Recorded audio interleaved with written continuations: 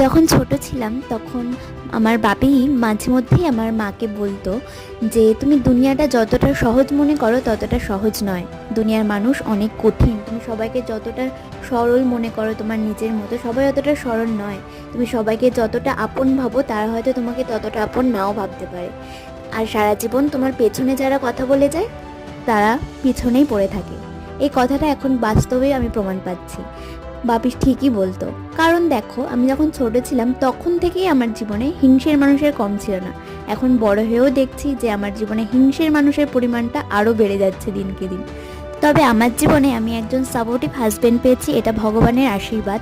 কারণ আমি যখনই ভেঙে পড়ি বা যখনই আমার মন খারাপ হয়, ও আমাকে প্রচণ্ডভাবে সাপোর্ট করে, আমাকে মানসিকভাবে আমাকে অনেক এগিয়ে নেওয়ার চেষ্টা করে, আর আমি ওর কথাগুলো শুনে ভীষণভাবে মোটিভেট হই। আমার জীবনে ও আমার সব থেকে ভালো বন্ধু।